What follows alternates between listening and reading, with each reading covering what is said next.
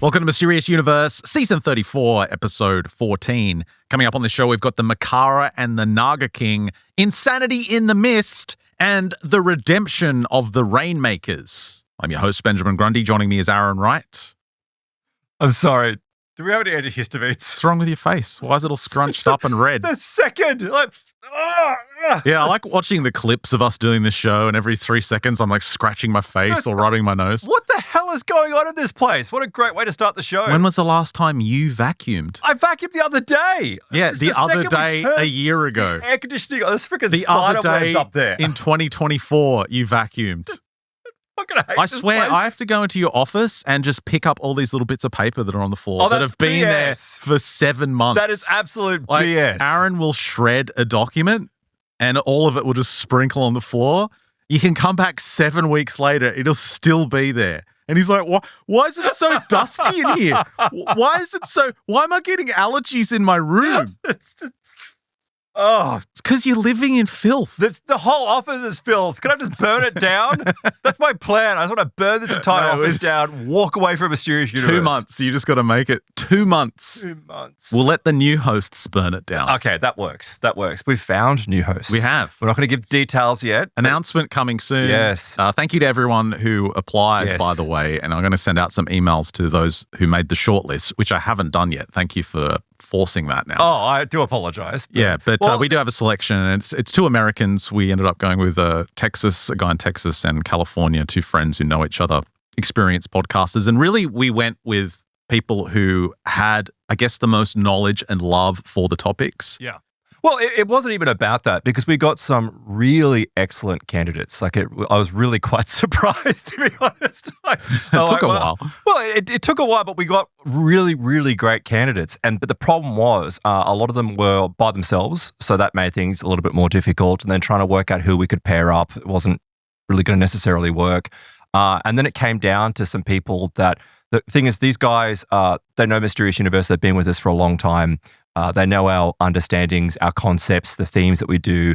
And just listening to them and talking to them, they've brought what I think something is certainly in me has been lacking for a while is an enthusiasm for this particular topic, like an incredible renewal of enthusiasm. And they have a love for the topics, but they're not green. They're not coming at these topics as in, ghosts, what are they? Have you heard of Roswell? Yeah, exactly. There's a bit of maturity there.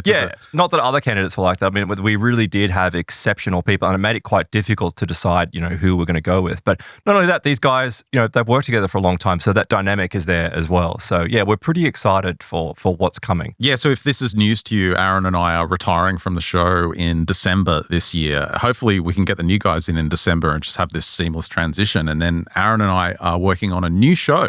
The working title is Brunch with the Boys. Which obviously people thought we were being serious. I mean, we're obviously not doing that, but we will come up. It is going to be a show. I won't give too many details away, but it is going to be more about like what's happening at the moment. Well, like, I wanted to call it domestic terrorism with the boys, but you don't seem to be into that. Again, because we're in Australia, someone's going to kick our door in and arrest us before we know it if we say something wrong. The Fraternal Brotherhood of the Sun was another one, which Aaron also turned down. Yeah, that's probably not a good idea. Let's just steer clear of that. It'll be some kind of brotherhood, some kind of exclusive club, men only. It'll be not very right wing. No, it won't be. We'll be dressed in full uniform, armbands. Sometimes. No, we don't know yet. The truth is we don't. Coming up with a name for a podcast is the hardest thing. Impossible in 2025. Yeah. Like when we first started 20 years ago, easy. Yeah. There was like 200 podcasts in the world. Go for it. That's it. Yep.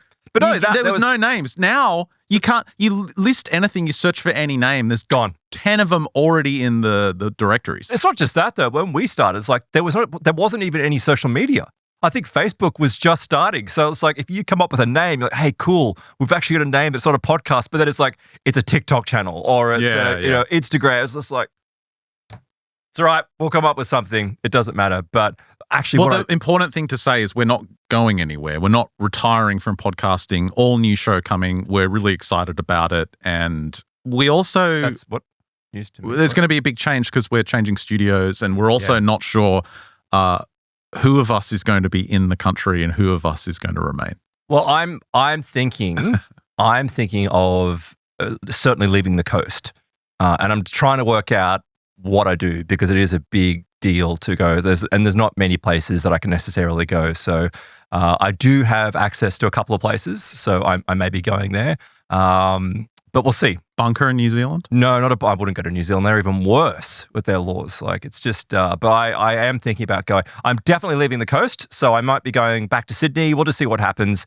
But you and I will be recording remotely, but we'll work it out. We need to find a country where domestic terrorism with the boys is an acceptable name for a podcast. Well, that would be the United States. That actually would be the United States. Really? Yes, because I've got the First Amendment. So you could call it whatever the hell you want. I'm pretty sure you still wouldn't be able to call it domestic terrorism with the boys. It's satire. Come on. It's satire. Yeah, and we just plan it out on the show. Like every episode is planning the attack. No, we just like provide examples of like Soros funding protests or something. Like, that's what it's about. We're not doing the domestic terrorism. That's a good idea. We're just talking about other people doing it. Anyway, back to Mysterious Universe. I'm going to be talking about... Fucking vacuum cleaner now. No one can hear it, man. Oh, I'm a mess. Chill. Chill. Coming up, I'm going to be talking about Bibu's latest, The Dragon and the Serpent, Rain Spirits, and the enigmatic Makara Naga Symbolism. Oh, the Nagas, aren't they those weird lights that seemingly are supposed to come up out of the what was a water basin or something that people claim? Have you seen like the Naga lights? What are you talking about? The Naga lights. They're like serpentine lights that come up, and I don't know exactly what part of Asia it's from, but they come up out of the water, and people say that they witness like these strange old-style dragons that are associated with these lights, like coming up. It's really weird. So you're talking like the Marfa lights, no, the West style activity. I'm talking about, well, a Naga is a serpent entity. Right. A Naga is a serpent being. Let me look. They traditionally protect treasure. They're guardians of the underworld. They're the Naga fireballs, also known as the Mekong lights. They're ghost lights. Yeah, you're right. So it's like Min Min lights. They're a phenomenon that's seen annually on the Mekong River. But there are some stories that it's attached to dragon-like entities. So that's... Yeah, because that's what a Naga is. Right. Oh, there you go. Thanks for derailing. Yeah, totally derailed everything. That's right. Do you want to talk about the vacuum again? Can you hear it? Can you? Oh, yeah. It's a precedent. Someone whinging about the vacuum cleaner on the show. What a strange thing for me to do. To be fair, it was 100 times more annoying when I was ranting about it. Because it's not the same guy. I think after your rant, he probably got the sack. Because you don't hear the... Yeah, it's like a little old lady now. They got rid of the guy, the low IQ, 69 IQ guys with the vacuuming into the wall over and over again, like an AI gone wrong. Now they got like a smart little lady doing it. Yeah, much more quiet. It's kind of quiet. I heard a couple of bangs. That's what set me off. Yeah, so I'm going to be talking about this connection to, well, he starts off with rain dances, but also talks about these connections across cultures around the world where they all worshipped a kind of deity that was responsible for rain, storms, floods. And there was an idea that you had to appease this entity. You had to perform a sacrifice or a ritual so that you would receive rain, enough rain for the crops and for the harvest. It's not that dissimilar to that story that I was telling you years ago about the rainstone. Remember how there was like rumors of there being a rainstone around here somewhere? It's the same thing. It had to be treated with reverence and respect. And if you didn't, if you moved it, if you upset it, it would cause these, torrential downpours to come through. Well, this stuff is still practiced today, and I'm going to give you some examples in a moment. But one of the ones that I liked was from 2022 when they had the MotoGP race, the bikes. Yeah. They had the MotoGP race in Indonesia, and it was just raining all weekend, like torrential downpour. What is it, Queensland? Yeah, exactly. Yeah, they had the scheduled time for the race arrive, and it was still raining. So they brought in this shaman.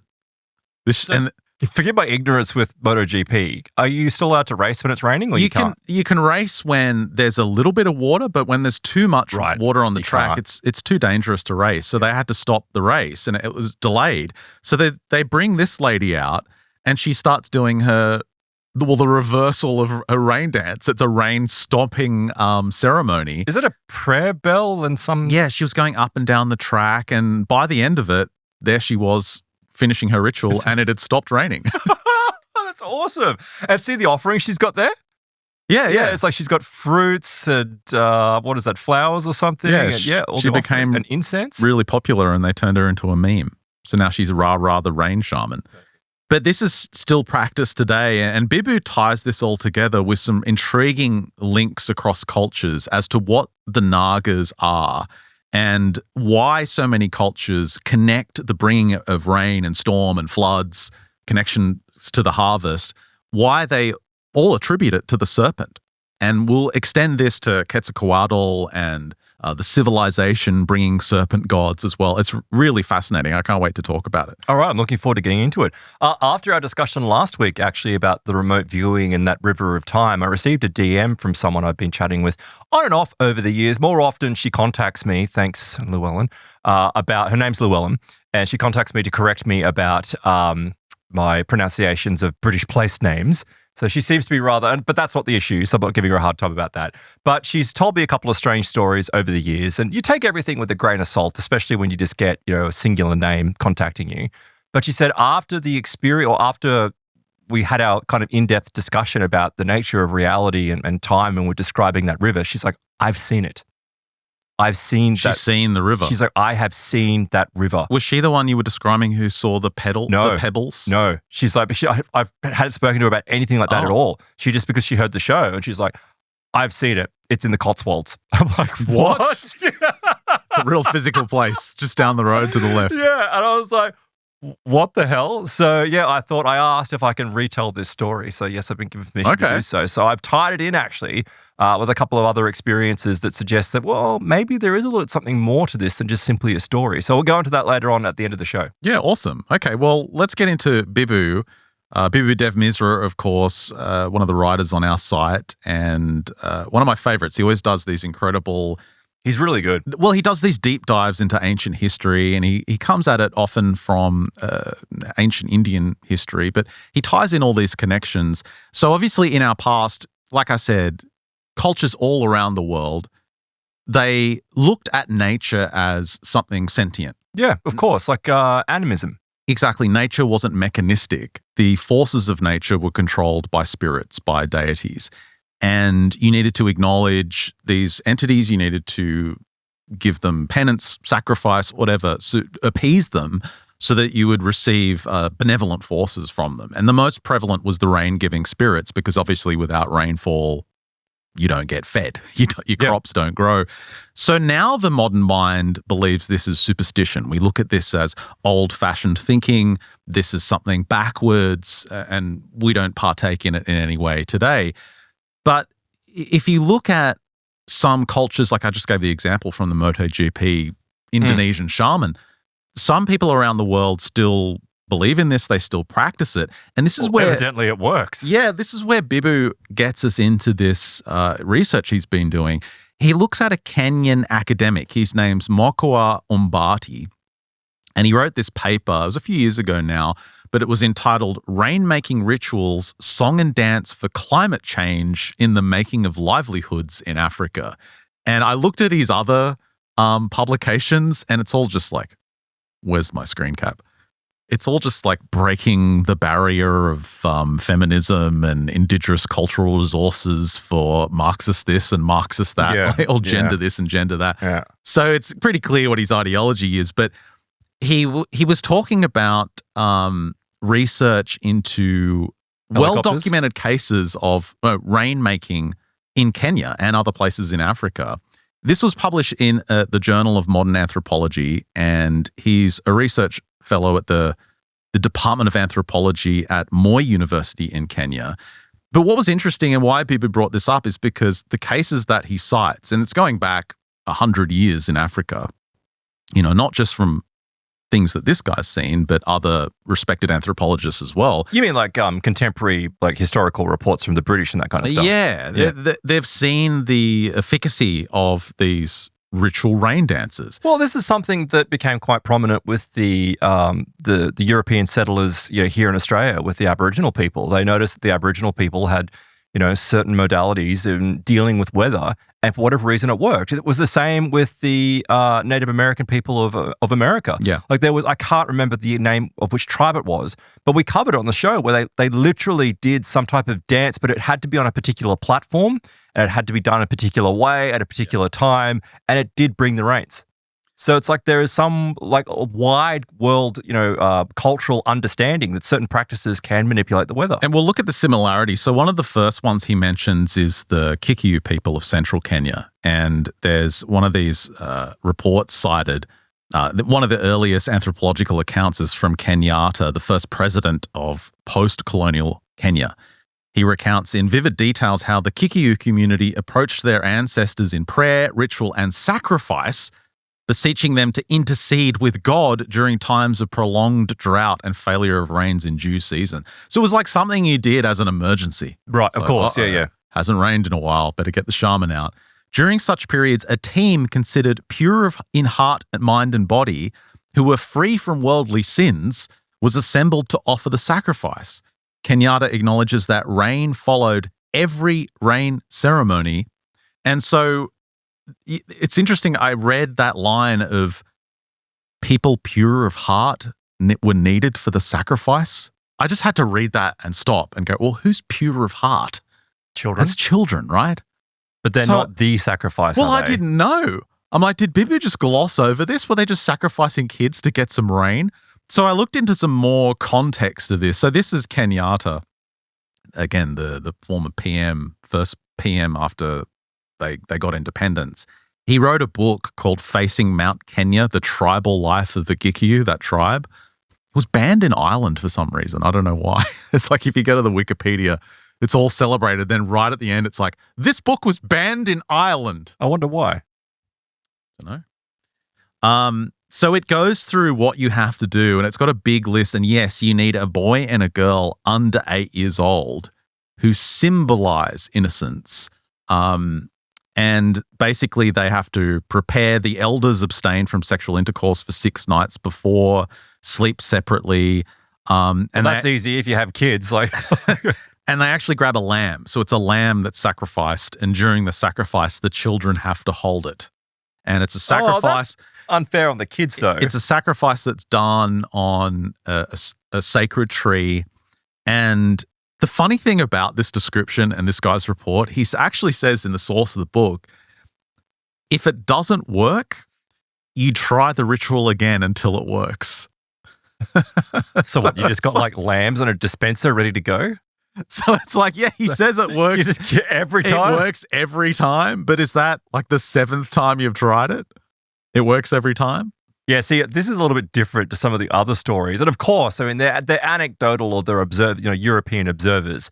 But in those cases, it's like rain dance done, the rain comes. Yeah. Like not, let's keep on going, let's keep on dancing until it rains and 3 weeks later. Well, the rest of them are more like that. He writes about another dance called the Kilumi, practiced by the Akamba people. During times of drought, again, they do this Kilumi dance where they bring in the prophets or invoke the blessings of water spirits. There's scholars from the mid-'80s who wrote about these dances. They poured libations and offerings of sacrifices to appease the spirits. Successful Kilumi dances ended with celebrations as the community expected favorable response of rain from spirits. Both Akonga and Corster, the 2 anthropologists, said that it never failed to rain after these festivities. 100% of the time it worked. Ombadi also writes about the Nyoro peoples of Uganda. I think I've got a picture of them I can put on the screen. Now, this can be either men or female shaman. They undergo specific training to bring in rain. And during times, again, of serious drought, these guys will be brought in. Ombadi quotes the work of Burahanga, who wrote that in 1982, on the day of the supplication, rainmakers clear a section of the bush or forest used as the shrine for the sacrifice. The shaman provides minutiae of descriptions of what happens at the shrine. After the ceremony, the people go home to wait for the rain. And according to the anthropologists, they would always get rain before they actually made it home. So have these practices amongst these cultures, because you're talking about different countries here, and like even before country boundaries, you would have had distance. Have they arisen independently? Well, obviously they're all culturally connected in a way because they're geographically close. And he's just starting on the African cases. But no, you've got a point though, because the Indonesian shamanistic version of this is very similar. And even when we look at some of the reports from India, they also include sacrifices with a sacred tree in a similar way. And the basis of it is, of course, always the same, that you're appealing to a spirit. You're appealing to a spirit. Another example he has is from Nigeria, where, again, the priest comes in, the high priest and the people leave food and offerings at the location of their ancestors. Gods answer their prayer, and rain begins to fall immediately. And when there is too much rain, the high priest can also stop it. So again, like the motorcycle race, they can bring her in to stop it. So Bibu says, if all this rainmaking is just backwards thinking, if it's superstition alone, why is it that rain, according to these anthropologists, immediately follows after these rituals and dances? He says, remember, we're not reading the claims of the rainmakers themselves. These are trained professionals doing field reports. Yep. Even if there was only one tribe in the world, he said, that was capable of making it rain, it raises a very important question. How is it possible? Are there spirits and deities who control rain? And is it possible for humans to communicate with them? Now, he says, while the African rainmaking rituals invoke the rainmaking spirits and ancestors, and they don't necessarily use some kind of symbolic representation of what that spirit is, he says in many cultures around the world, the rainmaking spirits, these spirits of water responsible for the floods and for the harvest, they do take on a form. And it's serpents. It's dragons, serpents. They live in the rivers, lakes, and oceans. They possess magical powers to form clouds, whip up violent storms, he says, and bring life-sustaining rain. And that's the Nagas. That's the Nagas, we mentioned at the start of the show. So this is where he starts to branch out. And this is really Bibu's strength, when he starts to connect all these dots across the world. So he talks about the Pueblo Indians of southwestern America. So you've got the Hopi, the Zuni, the Tiwa people. The Pueblo Indians, they revere a horned serpent called a Vanyu. Lives in the springs, inhabits the oceans, the rivers. It moves in the storm clouds, releases lightning bolts from its mouth, and blesses the people with rain. But when it's displeased, you either get drought or you get floods. Then you've got the Hopi, who still do this dance today, apparently, and I've got this on the screen here. See the guy in the front? He's got a snake in his mouth. They dance around with a snake in their mouth. This is the rain dance or the snake dance. The rain dance is performed in spring during the planting season, and then they do it again at harvest. And the snake dance is in late August. That's the one where they have the snake in their mouth. After the dance, the snakes are released, and they say the snakes going in 4 directions. They carry the message to the spirits who then bring the rain. So the snake is like the messenger. And the Hopi are certain, he says, that their rituals and dances help them survive. And he quotes an Indian Country Today newspaper. A Hopi Indian is in the comments section saying, recently during the ski season, the managers of a ski resort in Park City, Utah, invited a group of Uinta dancers to perform a dance that would bring much-needed snow to the resort, because there was no snow. There's no snow, you're out of business, you start losing money. They danced, and the next day, she said, it snowed, and it kept snowing for 3 days. Who is to judge the power of prayer or belief?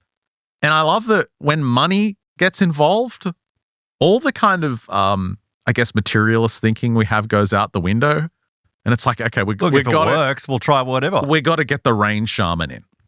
It's like the atheist begging to God to save his life, facing impending doom. All that materialism goes out the window.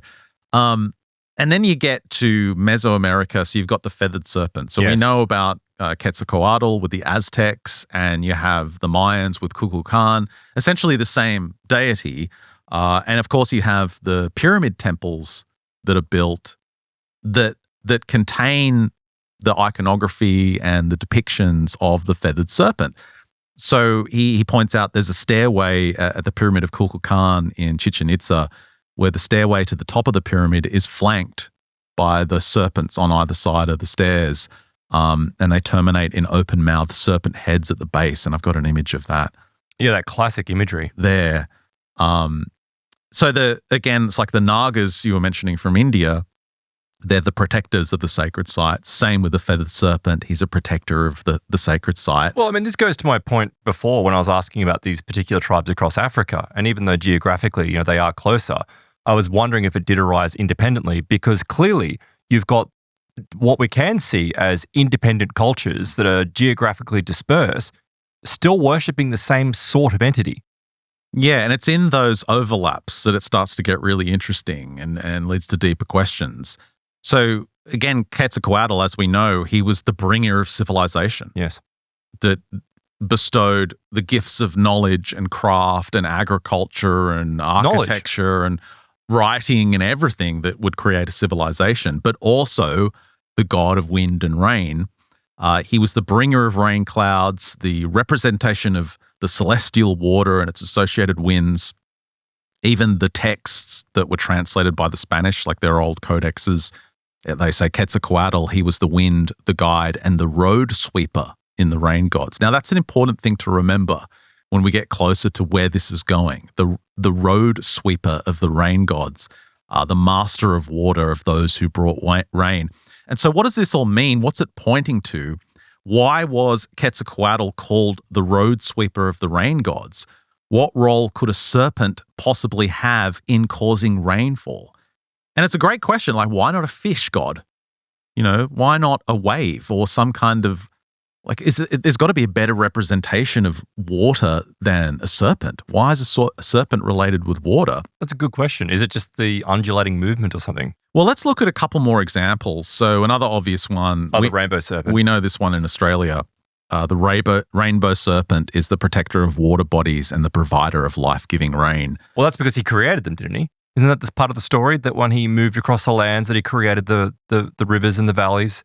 I don't know. Like in the Dreamtime stories? I just kind of switch off. Well, these are stories. These are stories I remember from when I was a kid before it became so politicized here in Australia. Well, that's why I say I switch off, because they ram it down your throat. They ram it down. And what's even more absurd is even recently here, there was a guy who built, on his property, built a bridge. Here you go. Yeah, farmer fined $2,000 for disrupting rainbow serpent by building a bridge on his own land. It's absurd. I like how I can just predict that you're going to mention that story. It's because, and this is the thing, but there are Aboriginal people that are saying this is absurd. Like, it's absolutely insane to be doing this to people. It's because a local tribe said that he disrupted the rainbow spirit's watering hole, and so he had to pay $2,000. And so this is where it crosses over into the political. I've got another example here. So one of our gas giants, Santos, they were in this extended dispute that had to go to the federal court because an indigenous man, an Aboriginal man, said their gas drilling was going to disrupt the rainbow serpent and the crocodile man. Wasn't that though? But I seem to recall it like similar claims was made by some white bitch, and she was like, "Oh, I'm Aboriginal," and it was like, well, they're never Aboriginal. That's the thing. They're hijacking Aboriginal culture. Yeah, they're always. But do you see how absurd it is? And see how much money it costs as well? Like, this had to be, I remember this particular dispute. It must have cost, if not tens of thousands, hundreds of thousands of dollars to fight in legal costs. Yeah, and this is constant now, this kind of political hijacking. But the point is that that is a beautiful story. Also in Australia, the rainbow serpent was the bringer of life. It was connected with water. It was connected with knowledge as well. It's a creating deity. And so then from there, you head to China, and you've got the dragon, which is the rain spirit. You've got Ying Long, horns, spiked crown, sharp fangs, scaly body, poised for action. There's a quote from Han Yu from 8th century source that says, by puffing out his breath with a roar, the dragon forms the cloud. It is by mounting his own breath that the dragon journeys to all corners of his empyrean. He gives rise to thunder and lightning. He brings about the transformation of nature such that water pours down upon the earth beneath. And I read that quote of the dragon's breath being the key to the creation of rain and water. And I recall, I told this story on the show before. I don't know if you remember, but you know the lake out in Canberra, Lake George? Yes. Yep. There it is on the screen there. Very eerie place. A friend of mine was traveling with a Qigong master who was visiting from China, and they were driving to Canberra because that's our nation's capital. Well, you basically drive along even though it's empty at the moment, well, a lot of the time it's empty, you drive along the banks of it. Yeah, you drive along this lake, which, as you can see on the screen, it mostly always looks like this, where it's just basically looks like desert or arid farmland, and you'll see cows and sheep going all the way out. But sometimes it miraculously, and we don't know exactly the mechanics of it, it fills up. And what's strange is there's a lot of paranormal phenomena connected to it, including when it fills up, I think it was only 4 or 5 feet deep, and a bunch of army cadets drowned in there. Oh, really? But there was it wasn't like it was bad weather. It was 5 feet deep, and somehow this weird phenomenon occurred. Well, of course the geographical explanation is that it's like a big dip. Yes. It's a big collection port, actually. But what was this visiting Qigong master saying? Well, as they were driving past, he kind of looked over into the lake with no water in it and told my friend that, the reason the water comes and goes, because this lake is known for overnight just suddenly filling up out of nowhere. Yeah. He said the reason behind it filling up and the water disappearing is because there's a dragon there. Right. And the dragon, when it breathes out, I can't remember if it was breathe in or breathe out, but when it breathes out, the lake fills with water. So sometimes you'll be driving past and it looks like this. Or more. Well, yeah, it's like completely full right up to the road. But this is also a lake where there's a lot of strange, when it's full, not when it's empty, when it's full, there's UFO activity associated with it. There? And there's stories of people, there was a case from, I think it was the 1970s. I mean, Canberra is bigger now, but even, 20 years ago, Canberra was about 300,000, maybe 400,000 people. But in the 70s, it was much smaller.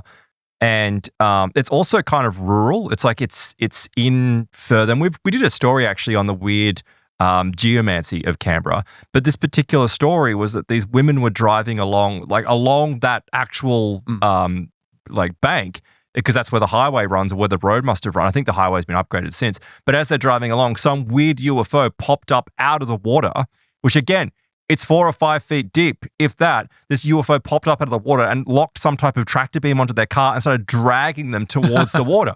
And I think enough screaming and carrying on, it all stopped and then it disappeared. But what an incredible story from this, body of water that has this paranormal history attached to it. Even if you do a bit of searching on Lake George, just on the general way it fills up with water, it sounds mysterious in itself. Yeah. Like they say, it's extremely unpredictable. The waters come and go like a mirage. There are stories of the lake's waters retreating up to 1 kilometer from the shore in the course of a single night. Yep. It just vanishes. Just vanish. And there's been all these theories that there's underground caverns and all sorts of stuff there's underneath springs there and none of it which has been validated. Yeah, of course. So anyway, going back to China, there's a few sources, Bibu cites, where again it's a ritual. It's an appeasement to this serpent-like deity to bring water. So there's an account that at the time of drought in Kaiyuan, this is back in the 713 CE, we hear of an official who had a single white dragon painted on the walls of his office. Immediately, a dragon rose from the lake and mounted the clouds and winds, and the rain duly followed. So the idea is that it's some kind of magical painting. It's like summoning the spirit. But it's almost like a talisman. Yeah, something like that. A popular technique was to fashion clay dragons and perform the steps of Yu, which was a dance at the side of a steep pool to induce the dragon to come out of its lair. Dancing Yus would perform with scarlet drums, and after prayers, they give thanks and, again, sacrifice animals. So there's sacrifice involved as well. Then we head to ancient India. So the symbolism of the serpent is the Naga, but you also have the water dragon in India, which is the Makara. Bibu points out both very popular with water and rain. So the Nagas are throughout Asia, and semi-divine serpents live in deep lakes, rivers, you know the drill, but also protect treasure, protect ancient sites, protect sacred spaces. Here's an example of one from Angkor Wat on the left there. I've seen this. Across India, it is not unusual to see stone-carved Naga idols placed under a sacred tree. So again, this connection to the tree, the same as Africa. Villagers make offerings to the Naga gods to ensure rain, fertility, and protection. On a specific day of the year called Naga Panchami, villagers make offerings to the Nagas for adequate rainfall and bountiful harvests. And there it is. So isn't that weird? It's the same as the African thing where you do the ritual under the tree. You give offerings under the sacred tree. That's the strange thing about it. It's like it's at some point, these different cultures have recognized that the entity that's responsible for it is very similar. Okay, but here's where it gets really strange. There's another entity you've got to deal with when you're looking at India and also Southeast Asia as well, and that's the Makara, or the water dragon. It's directly tied to rainfall, and the Makara is like a weird hybrid, and it's got an elephant snout, crocodile's body, a lion's paw, and a peacock's tail. So it's a chimera. Yeah, it's a chimera. That's what it looks like. So that's one from a museum in Calcutta. See, can you kind of make it out? Kind of, yeah. See, there's a dude sitting on the back. So the Makara is sometimes shown with someone on its back, and that's Varuna, the Vedic god in charge of waters, oceans, and rain. So everything about this is rain, harvest, it's water themed. Water. So here's another one from an Indian temple on the screen there. An elephant? Oh, but because you said it's crocodile body, elephant nose. It's got that kind of elephant trunk. Here's a more modern version, again, from India. How cool is that? But these are found all over Asia. So you also find them in China. Thailand? You also find them, they're in Thailand. They're in the Mayan and Olmec cultures have them as well. And this is... So the Olmecs had them? Yeah, so this is where it gets super weird. So here's an example. You've got, on the top image there, that's an Olmec dragon. A greenstone figure of a dragon, 900 to 300 BCE. And then you've got... it's for sale. You've got the Mayan... You can control the weather. You've got the Mayan god of rain. That's in the bottom right. And let me zoom in a little bit. Can you see its face? How it's got the elephant snout. And then you got this one from China, the Makara head in Beijing, the same thing. And then you've got the one I showed you earlier from India. How do they all have the same weird chimera hybrid creature? The only thing that could come and it's all responsible for rain in every culture. Yeah, the only thing that could come to mind is that this is from an unrecognized greater global culture that has existed prior to all these civilizations, and it somehow has spread into them later on. Well, the Mayans, that's a good point, because the Mayans followed the Olmecs. Correct. And we know that it's the maybe China likely the world. That the Olmecs were Chinese refugees who fled a crumbling kingdom in what was it, like 1500 BC or something. And they made it to the coast of Mexico. So it's like there is a progenitor belief somewhere. That's a whole other rabbit hole. And let me give you that's for Graham Hancock. Let me give you a little test. Which one of these is Olmec and which one of these is Shang Chinese? That's Olmec. That's Shang. This one's Shang? That's Shang. And this one's that's Olmec. Because you know. You're correct. What? This one, which looks like the carving of a Chinese guy's face. Why do you say that, Ben? Is Olmec. Right. This one, which looks like an alien, is Chinese. That's Shang Chinese. Isn't that weird, though? I mean, that one just looks Olmec, but it's Shang Chinese. Do you think so? I don't necessarily think so. I think there's more... what gave it away for me is what was the material. Like the jade, because they both use jade. They both heavily use jade. This is another one. So you see the ritual Kong on the left, which is Shang dynasty, and then you've got the motif on the right, which is Olmec. It's the same guy. It's the same dude, just slightly different style. So what this is suggesting is that you've got shamans from these groups that are interfacing with this other realm, and they're seeing these things. They're actually seeing these entities, which is possible, which is plausible. It's superstitious, but it's plausible. Or there is a progenitor contact some here or culture. I think in the case of the Mesoamerica and the Chinese connection, it's pretty undeniable, especially when you look at their text. Like on the left, you've got the Olmec script, and on the right, you've got Shang Dynasty Chinese script. I mean, it's the same. It's the same. And remember, we covered this on a show. I think it was, where was it? It was actually from one of Bibu's articles. From where did the Olmecs learn yoga? The evidence of trans-Pacific contact. And we ended up doing a show on this. I'll link to that in the show notes as well. But he had the story of remember it was like a guy who studied, it was a Chinese scholar, and he studied Shang script. And he went into like an Olmec museum display one day, and randomly he was like, I can read that. Yeah. That's weird. I understand what this writing is. And that's how he made the connection. And ultimately, it's all originating from High German. That's right. It all traces back to High German. Well said. We can mention that on our new podcast in uniform. So incidentally, he says many temples in India and Southeast Asia have a Makara balustrade where the serpentine body of the Makara forms the handrail of the staircase, and it terminates in that Makara head. So let me zoom in and get a bit on Indonesia. So you got the same creature terminating on the head there of the serpent, and that's the one from Mexico. Now, from here, it gets even stranger. Are these Bibu's own photos? Yeah, a lot of these is from his travels around the world. That's so cool. So let's talk about the Naga King. In a lot of these statues of the Makara, this weird hybrid creature with the elephant's nose and all the other bits, there's a Naga King emerging from the mouth of the Makara or the dragon or the serpent. Let me give you... Was that image you put up before of like the peacock kind of thing?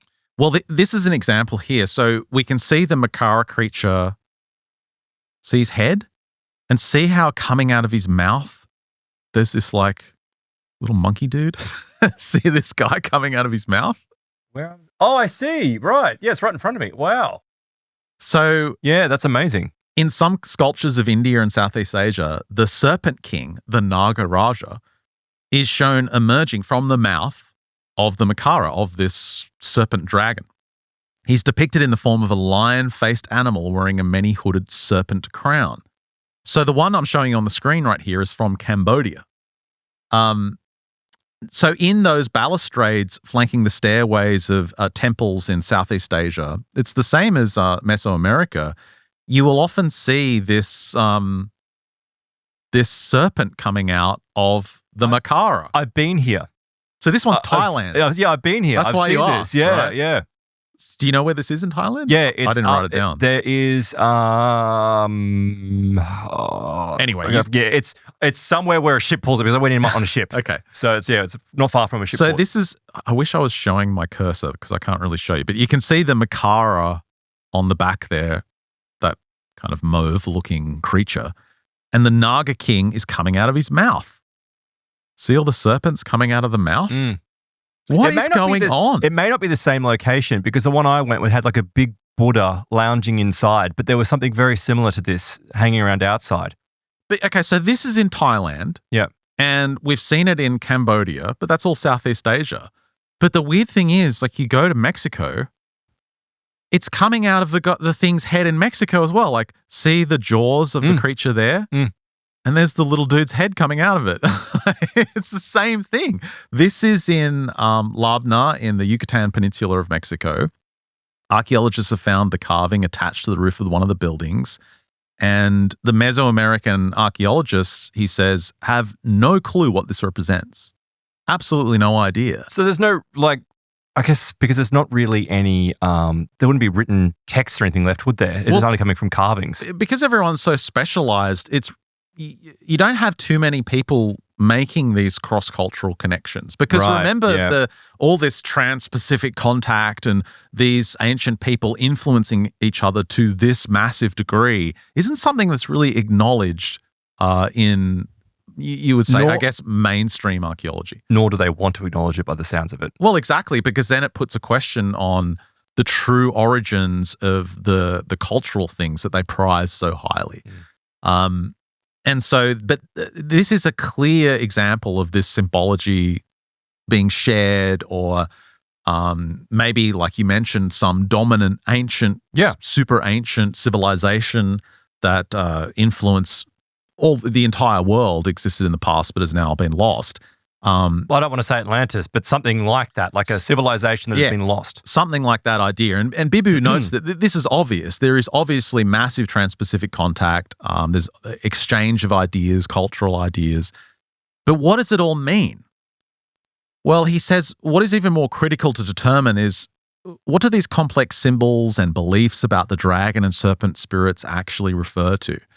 He says most scholars happily dismiss them as myth-making. It's just all these different cultures making up images, symbology, metaphors. I'm sorry, it can't be that much of a coincidence. Well, that's what he says. It doesn't make any sense at all that it would be that. Why would so many widely dispersed cultures evolve a complex set of beliefs and symbols that are similar? And it's not only across geography, it's similar across time as well, because we're talking about very old civilizations going up to, relatively modern times. Well, the thing is, from like the representation of a chimeric being, I could understand why a culture would create a being which would be similar to another culture, because you would like a trunk, well, that's the nose, and then the face is a crocodile, and like that all kind of makes sense, right? It's just a natural thing that human beings would do by looking at different creatures and going, oh, that kind of matches up with that. But when you have something so specific of it emerging from the mouth of another end, it's like, yeah, why would they all have some snake king coming out of its mouth? Like they all happen to randomly have the same, what's that word? What's that game when you would join pictures together? Oh. What's that game? You draw something and then you fold it down and it joins it together. I can't remember. I can't remember, no. One of those weird things. Yeah, I get it though. With a million possible combinations. Yeah. They come up with the same combination. Thing, each culture. And the weird dude coming out of its mouth. He says it's all a big mystery. Dragons come out of water bodies. They create rain clouds. Serpents emerge from the mouth of the dragon. They bring wind, rain, and lightning. These rain spirits are conscious and they can be invoked through rituals. What are these images referring to? What are the ancients trying to convey? Now, Bibu admits he had seen all these connections a long time ago and pondered it for many years and came up with nothing. He just could not solve the mystery of why there were these connections until... Well, if Bibu can't do it, then stuff it. Show's done. Until now, he says. Oh, okay. All right. He started reading about the phenomenon of atmospheric rivers and it all started to click. So what is an atmospheric river? So these are massive rivers of moisture in the atmosphere that carry more water than 15 Mississippi rivers combined. Wow. They're long, narrow corridors of intense water vapor transport that can be thousands of kilometers long, sometimes spanning entire oceans. Here's an example from satellite imagery. There, you can see it stretching across from, where's that? From Asia to the coast of America. So, with my lack of meteorological knowledge, isn't that just cloud cover? Obviously it's cloud cover, but it's full of precipitation. Well, this is just a term. It was coined by meteorologists Reginald Newell and Yong Ju. They're both from MIT, and they coined this term in 1998. They found that although there are only 3 to 5 atmospheric rivers in the mid-latitudes of each hemisphere at any given time, they carry more than 90% of the total moisture moving poleward. Oh, so this is what ties in with like El Nino and La Nina. Yeah, and I guess that's all connected. Yeah. Think of these guys as they're literally just, the name's river. great. They're just rivers in the atmosphere.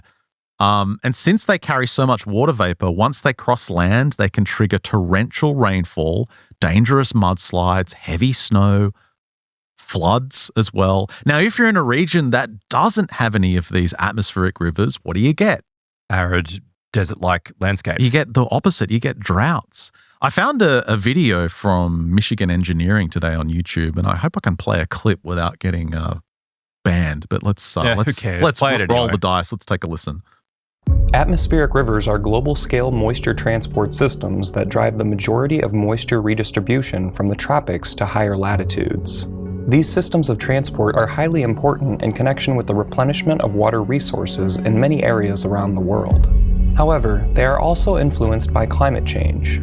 Extreme weather events such as severe flooding and high winds are now found to be associated with atmospheric rivers. Postdoctoral fellow Ashley Payne has developed a series of animations that have enabled her to understand what creates an intense atmospheric river before its impact, with the goal of better representing them in climate models so that water resource managers can be better prepared for these events. There's such fluid features, and that's what made studying them so difficult to start with. How do you pin down the climatological behavior, something that's constantly moving around? No one had really tried to look at the large-scale features of these atmospheric rivers before. By looking at The reason I wanted to play that clip is because it demonstrates how new this science is in terms of fully understanding how these atmospheric effects work. Well, the moment they say models, I'm just like, throw it out. Really? Throw it out. Don't trust it for a second. But there's a bunch of studies from the early 2000s that show these atmospheric rivers were Sure, of course. directly responsible for like huge floods in California. There's one linking droughts to South Africa and Spain. Like they are crucial to these major weather events throughout the world. And Bibu goes through some of the scientific literature on these and says, look, there's been a bunch of names assigned to these over the years, like tropical plumes is one, moisture filaments is another, atmospheric conveyor belts. But he says they've missed an obvious name. And the obvious name is they're rain serpents. Yeah. The way Because they they're look, rivers. the way they behave, the way they function in the atmosphere is exactly like a serpent. He says structurally and functionally they were identical. Atmospheric rivers look like long serpents. They do what serpents are supposed to do. They bring rain. Moreover, he says atmospheric rivers are also associated with, like I said, disastrous floods, droughts, something that the ancients feared that the serpent would bring upon them if it was provoked or if it didn't get enough sacrifice. So apparently, again, this is all new science from like NASA satellites. Catching up with ancient philosophy. Exactly, like the latest data imaging software, essentially showing something that the ancients had a sophisticated understanding of. Well, the only difference is, though, is that surely with the ancients, doesn't it suggest that there is a belief that they can summon them? Yeah, so I'll get to that. So there's a clear distinction between the modern scientific view and what the ancients understood. And we'll get into that because that's important. But I just wanted to show you another image. I haven't included it. Why didn't I include it? I just have to quickly put this up on my screen because there's an image he saw from NASA which really showed the connection. Here it is here. Let me just pop it up in my browser. I'll just put it on the screen there. So he saw this. This is rivers in the sky, and it's a depiction from NASA and the NOAA. He says it shows an atmospheric river making landfall on the west coast of the United States. The serpentine plume of moisture is pushed up the coastal range, moves down into the valley, and is again directed up the Sierra Nevada mountain range. And as the vapors rise over the mountains, they condense and fall as heavy snow, hail, or freezing rain. So look at how it's kind of going up over the range, then it's dipping down again, and it's going back over the Sierra Nevada, and then back down again. Now compare that modern NASA image with this. That's a depiction of the feathered serpent in central Mexico.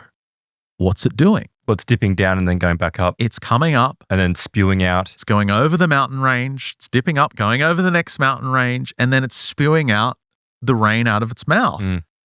And so this is the water deity. Did they really understand this to that degree of accuracy 1,300 years ago? Yeah, I think they must have. Or at least they may have. And how? We're only discovering this now with satellites. Because it's like we hear stories about shaman about how did you work out ayahuasca with all the thousands of species that you somehow worked out the exact 2 plants in a rainforest that grants you like the right chemical combination to access ayahuasca. Like what are the odds? And of course, when shamans are asked, how did that happen? They're like, well, the plants told us. Yeah, they spoke to the spirits. The spirits directed them. So if they're using shamanism for this, the spirits told them. Exactly. And so the next question this led Bibu to was, where's the Makara? Where's the water dragon? Because we know in these depictions, these ancient depictions, you've got the serpent, but there's the Naga king coming out of its mouth, these multi-plumed serpents. So what does that refer to? He said, scientists tell us that atmospheric rivers originate from gigantic masses of water vapor that form over the oceans. He said, I couldn't really get any more details. So he decided to look at the next best thing, which is how thunderstorms form over land. And so he goes into cumulonimbus clouds and Arcus clouds. Oh, they're the big fluffy ones, aren't they? Yeah, the big super fluffy ones and how they form. I'll put one on the screen there. Why not? And it's not the way you would think. Like he says that many of us might think that over the day, water evaporates and it gradually forms into clouds. You know, I've never really thought about it, but that makes sense. That's the way you would think it would work. He says that's nonsense. It doesn't actually happen like that. Like any water that's evaporated out of the air just kind of returns to the ground by the end of the day anyway. Now I think of it, I was always told that for whatever reason it evaporates from the ocean and then moves in from the ocean, which would be consistent with this. He says nearly all the water that evaporates from the oceans and rivers during the day condenses soon afterwards and just falls back into the reservoirs. What happens during a thunderstorm is something abrupt. It's something really quick and chaotic. He says all of a sudden a very powerful updraft is initiated over a large body of water that sucks up warm, moisture-laden air, forms a dense towering cloud. That's the one I've got on the screen, the cumulonimbus. Yeah, isn't it the higher they go, the more it indicates you're going to have a heavier storm? Yeah, and sometimes they're so strong they suck up fish, so that's why you have the fish rains.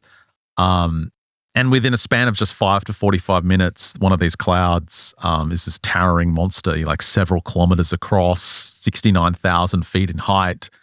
And then this is what creates rain. It comes from this process, and they have a very distinct shape. Now, if you look at the towering mass of cloud, you've got the striations, you've got this anvil shape.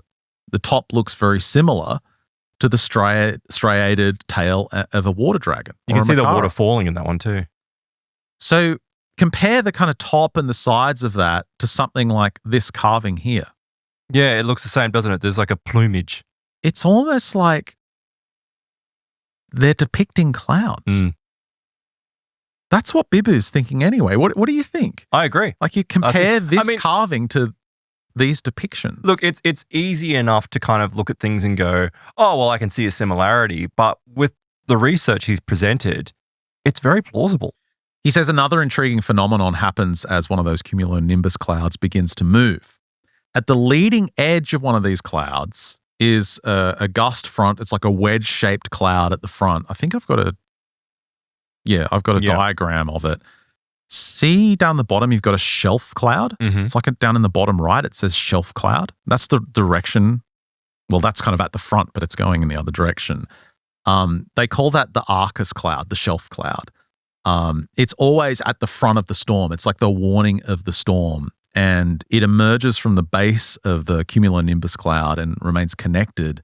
But it acts as almost like a sweeping thing at the front. Like it sweeps the atmosphere preparing for the storm. And like remember, that was the description of Quetzalcoatl. Yes. He was the sweeper, Sweeping the storm away. sweeper. Yeah. Right? And he provides, Bibu has a few images, examples of these Arcus clouds. Let's have a look here. Look at that. That's really cool. What does that look like to you? Does that look like a serpent coming in? Or a plume of serpents across the sky? Yeah. Jeez, that's an amazing photo. He says, from my perspective, the shelf cloud AI? He says the shelf, or maybe it's a render. Last one looks AI, yeah. He says it looks like an array of gigantic, ominous sky serpents arranged in layers, one above the other, swooping down upon the landscape. It sucks the warm air upwards so that the cold front or gust front can move forward. Exactly the description of Quetzalcoatl. He was the bringer of the rain clouds, the guide and road sweeper of the rain gods. And remember, you go to Thailand. Yep. It's showing these multiple layers of this naga coming out of the mouth of the main storm. Now I want to find it. Because you want to find the temple? Yeah, it's the same thing. It was definitely in Thailand though. But how extraordinary that you have these cultures that are using, it's like it is an animism to describe something to us, because we don't have this superstition. We don't, even the kids look at the clouds, right? And of course they imagine what they look like, but these cultures around the world are depicting it in their hardcore beliefs. Well, sometimes at the front of those systems, you have an Arcus cloud, but it's of a different type. They call it a roll cloud. And this one looks even more like a serpent. Look at this one. Yeah. Look at that. Yeah. Looks like a giant snake across the sky. Yeah, it does. They're rarer, but you do get them as well. So he says, on the whole, I believe there's enough evidence to infer that the symbolism of the naga emerging from the mouth of the Makara represents the Arcus clouds emerging from the cumulonimbus cloud at its leading edge. It's moving the storm front forward. He said it encapsulates the ancient understanding of how rainfall occurs, and it is in perfect sync with what we are now finding out. So this then leads to the bigger question. And I inferred earlier with the question of, well, how did the ancients know? And I think quite correctly you point out, why are you looking? He's looking for this Thai temple. I found it. Just have a look at it. It's the same thing. It's a little bit different. But because when I just like, oh, it's pretty. Oh yeah, it's the same thing. Yeah, like isn't that just incredible? Okay, so did the ancient people? So you might be of the von Daniken persuasion. You might like the Ancient Aliens program, and you might think, okay, so the ancient people actually did have satellites, and they actually did have this super technology that could scan this in the way that we can today. I don't go down that path. Some people might think that. Yeah, sure. And I get that. And that falls into, I referenced Atlantis before, but the idea was, whether it was Atlantis or not, it was a culture that was highly advanced technologically. And then much, much, much older than we could ever possibly imagine, setting back human history far further than what, modern day anthropology and archaeology tells us. However, I'm not so sure that that's the case. I think what a lot of this stuff is, they're literally just talking to spirits. Exactly. And as I was reading through this, I was worried. I was like, Bibu, are you just giving a material explanation for the ancients? Like, yeah, they just understood this stuff, and they used iconography to explain weather. Is that really what they believed? Because it's not how they behaved. I don't think Bibu would suggest that. They gave sacrifice to these entities. Yeah. No one's sacrificing to the Weather Channel. Like, no one's sacrificing because they think that, the clouds form a particular shape. They're sacrificing because they believe that the clouds, they believe that an entity can control it. Entire nations, including Australia, are sacrificing themselves to the horror that is net zero in a belief system that by us going to net zero is going to stop climate change. Do you see from a modern perspective, what's happening? There's a belief system and people are offering a sacrifice. Yeah, that's an interesting analogy, actually. Yeah. So it's a cult. Sacrificing human beings. We are sacrificing human beings for Gaia. It's more for Gaia. Yeah, but but look at it. It's for weather. Climate. It's weather.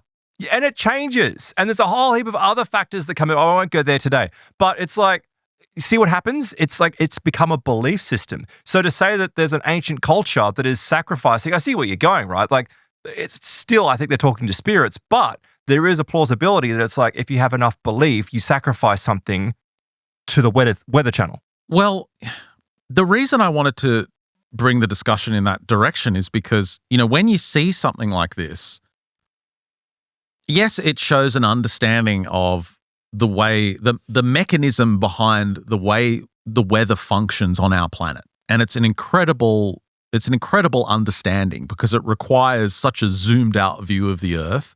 It requires seeing things on a massive macro scale over time across vast regions. So they understood that. They understood very particular structures about it. But I don't think they understood that because they were looking at the material processes of our world. No. I think they understood that because there is a spirit controlling it. There is a spirit of the rain and of the weather. And the ancient people had a particular way to converse and commune with these entities. And you can't go, oh, no. They're just, they're a superstitious culture. I'm like, okay, they very well may have been.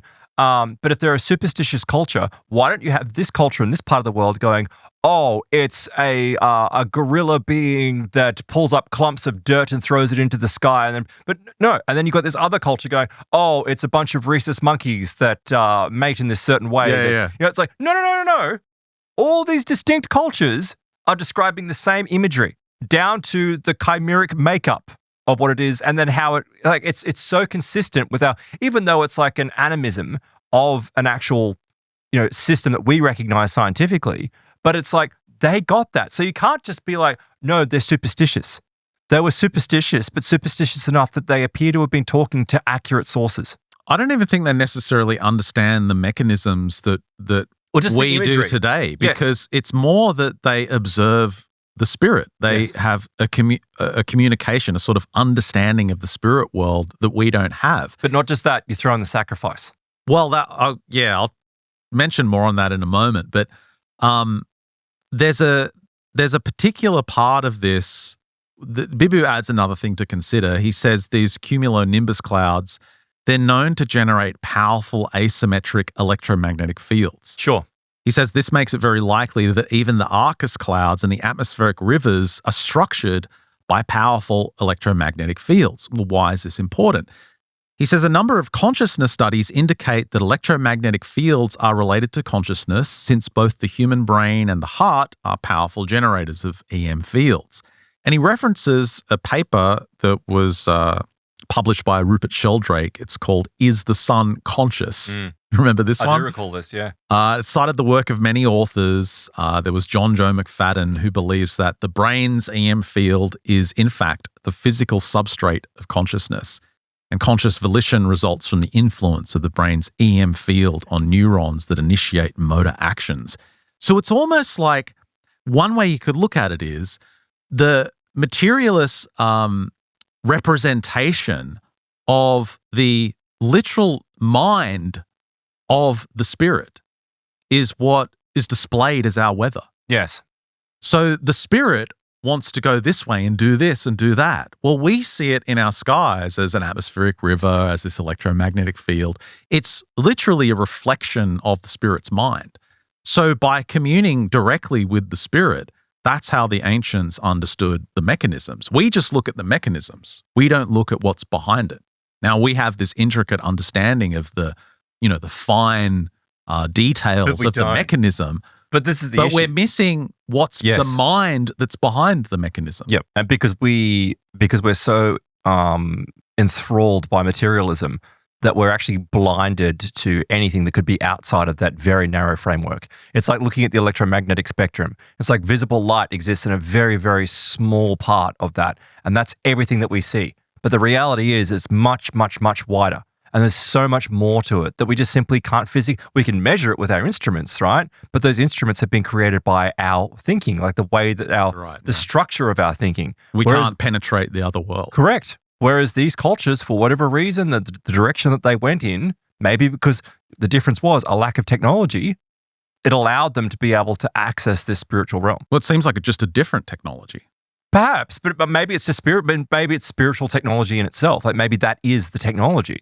But I feel like it's this. I was only watching it today, actually. It's funny you should mention Sheldrake because I'm going to cover.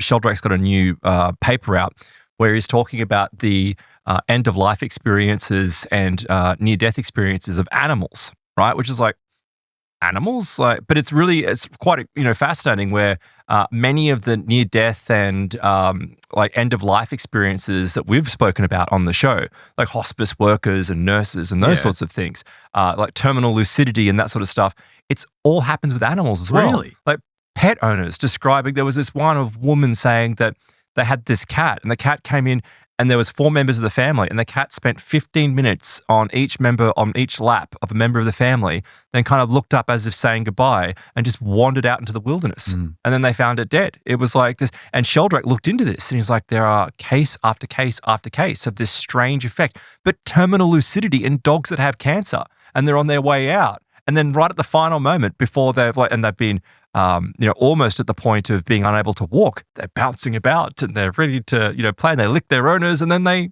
toddle off and pass away. It's this really weird effect, which is repeated in animals as in humans. That's wild. Yeah. So, I mean, that's a side thing, which is just fascinating. You mentioned Sheldrake, but this idea though of like Sheldrake is a really great example of someone who is, very much within this framework of materialism because of, where the institutions he works with, but is willing to go outside those boundaries to go, well, hang on, there is empirical evidence that there is something going on here. We don't, that evidence, which is essentially data, is not giving us information, but it does allow us to ponder what's going on. And that's almost what's occurring here, is that like these cultures, because they weren't defined by this technological belief, they would contact the spirits. And it's almost like our culture, as we've been cut off from spiritualism, we have there's an arrogance to it, right? We have this arrogance. Oh, we're not superstitious. We're not backwards. We're not backwards. We're not some backwards culture. And but it's like they understood this stuff. And it's taken us millennia to work. It's only now where we can look back and go, oh, well, we understand. They understood it 2,000 years ago. It's an interesting question to ask of whether the people that built that even understand it. Because what you end up seeing is just the cultural relics that are passed down. So Good point. Hundreds, even 1,000 years after this knowledge is, I guess, discovered and solidified, this just becomes tradition. Yes. So do the people that, carve this on a temple in Thailand have any understanding of what this represents? Potentially not. Maybe not. No. Yeah. Right. And that's why when you have the modern stories, like I'm not allowed to build a bridge over my local creek because the Aboriginal Council will fine me. That's why that stuff ends up being just divisive nonsense. But it's not. It's because it's the problem is, though, in my opinion, it's not about belief. It's about money. It's all political. Yeah. Yeah.